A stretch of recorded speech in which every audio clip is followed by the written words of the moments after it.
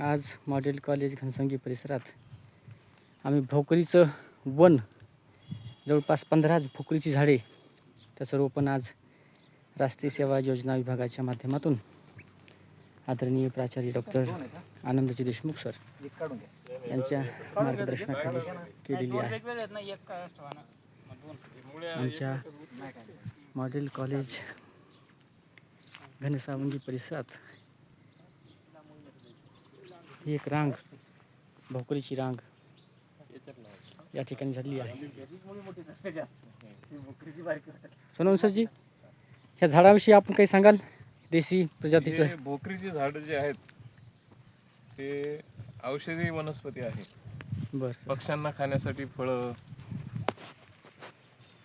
आमचे विद्यार्थी सुद्धा कधीतरी आवडीनं भोकरीचे फळं खातील। नक्कीच सर। सोनवणे सर, आपले हे डॉक्टर भीमराव पुणगे सर या ठिकाणी उपस्थित आहेत।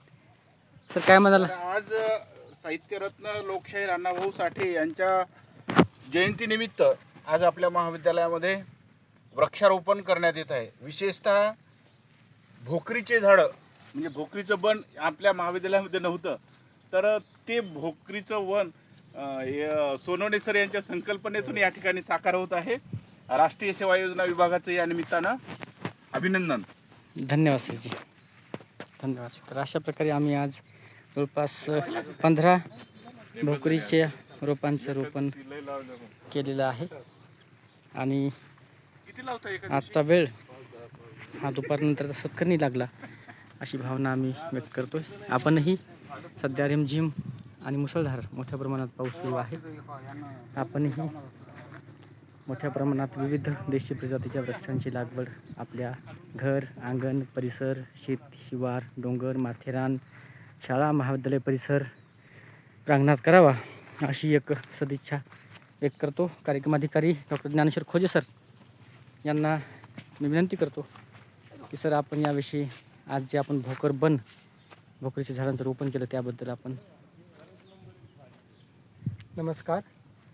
आज लोकशाहीर अण्णाभाऊ साठे यांची जन्मदिवस आणि लोकमान्य बाळ गंगाधर टिळक यांची पुण्यतिथी या दुग्ध शर्करा दिवशी आम्ही महाविद्यालयाच्या परिसरामध्ये भोकरीची झाडं जी आहेत, जी देशी जातीची झाडं आहेत, त्याची लागवड महाविद्यालयामध्ये केलेली आहे। धन्यवाद सरजी, धन्यवाद। तर आता आपण पाहू शकता की आमचा महाविद्यालय परिसर विविध देशी प्रजातीच्या वृक्षांनी आच्छादित होतो आहे। हजारो झाडे या ठिकाणी रोपण केलेली आहेत आणि सध्या मोसम अगदी वृक्षरोपणाचा आहे। आपल्या सर्वांना विनंती आहे की आपण सगळ्यांनी मोठ्या प्रमाणात वृक्षांची लागवड करावी, त्यांचं संगोपन करावं। प्रकृती पर्यावरणाचं संरक्षण करणं ही आपल्या प्रत्येक भारतीयांची नैतिक जबाबदारी आहे आणि म्हणून एक कळकळीची विनंती आपणा सर्वांना मी या माध्यमातून करतो आहे। धन्यवाद।